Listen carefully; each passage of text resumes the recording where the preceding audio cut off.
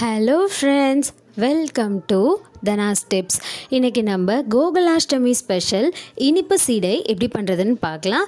இந்த சீடை பண்ணுறதுக்கு தேவையான பொருட்கள்: பச்சரிசி மாவு 400 கிராம், வெல்லம் 200 கிராம் எடுத்து பொடிச்சு எடுத்துக்கலாம், வறுத்த உளுந்து மாவு 2 ஸ்பூன், தேங்காய் அரை மூடி துருவி எடுத்துக்கலாம், வெண்ணெய் 1 ஸ்பூன், எள் 1 ஸ்பூன், ஏலக்காய் 6, உப்பு மற்றும் எண்ணெய்.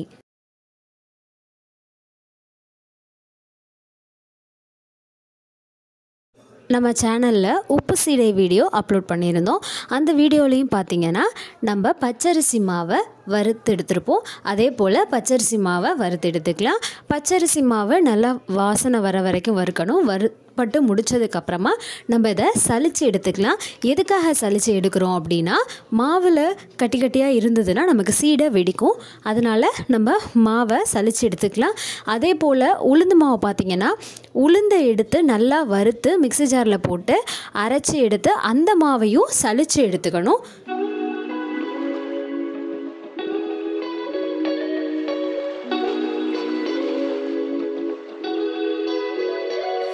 மாவு நல்லா வறுபட்டு வாசனை வர ஆரம்பிச்சிருச்சு.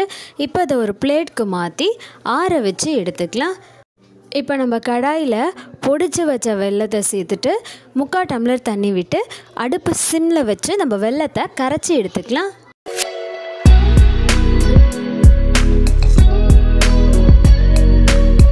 வெல்லம் பார்த்திங்கன்னா நல்லா கரைஞ்சிருச்சு. இப்போ அதை நம்ம வடிகட்டி எடுத்துக்கலாம். வெல்லத்தை வடிகட்டி முடித்த பிறகு திரும்பியும் நம்ம கடாயில் நம்ம கரைச்சி வச்ச வெள்ளை கரைசலை சேர்த்துக்கலாம். இதில் நம்ம வறுத்து சலிச்சு வச்ச பச்சரிசி மாவு, வறுத்த உளுந்து மாவு, பொடிச்சு வச்ச ஏலக்காய் தூள், உப்பு சேர்த்துட்டு கடாயிலேருந்து எடுத்துட்டு இதை நல்லா மிக்ஸ் பண்ணி விட்டுக்கலாம். இப்போது இதில் நம்ம வெண்ணெய், தேங்காய் துருவல் சேர்த்துட்டு மிக்ஸ் பண்ணி விட்டுக்கலாம்.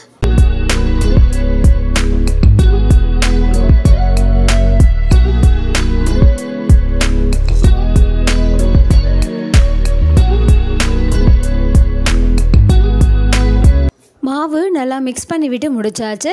இப்போ இதில் நம்ம வறுத்து வச்ச எள்ளை சேர்த்துட்டு மிக்ஸ் பண்ணி விட்டுக்கலாம். மிக்ஸ் பண்ணி விட்டு முடிச்சாச்சு. இப்போ இதை நம்ம சின்ன சின்ன உருண்டைகளாக உருட்டி எடுத்துக்கலாம். எல்லா மாவையும் இந்த மாதிரி உருண்டைகளாக உருட்டி முடிச்சாச்சு.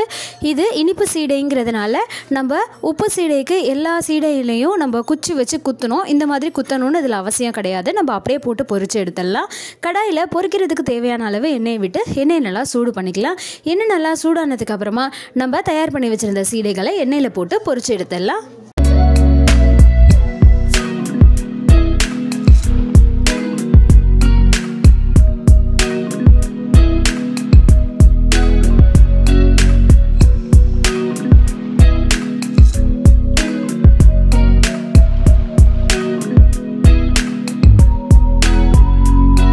உப்பு சீடையை விட இனிப்பு சீடை பார்த்திங்கன்னா வேகிறதுக்கு கொஞ்சம் டைம் ஆகும். அதே மாதிரி கலரும் பார்த்திங்கன்னா இது நல்லா செவந்து வரணும். சீடை நல்லா வெந்ததுக்கப்புறம் பார்த்திங்கன்னா அந்த எண்ணெயில் வர பபிள்ஸ் எல்லாமே நல்லா அடங்கியிருக்கும். இப்போ சீடையில் பபிள்ஸ் எல்லாமே அடங்கிருச்சு. 2 சைடும் நல்லா வெந்துருச்சு. ரொம்ப ரொம்ப டேஸ்டியான கிறிஸ்பியான இனிப்பு சீடை தயாராகிடுச்சு. ட்ரை பண்ணுங்கள். ட்ரை பண்ணிவிட்டு எப்படி இருக்குன்னு கமெண்ட் பண்ணுங்கள். சேனலுக்கு சப்ஸ்கிரைப் பண்ணுங்கள். மறக்காமல் பக்கத்தில் இருக்க பெல் ஐகானை கிளிக் பண்ணிக்கோங்க. தேங்க்யூ.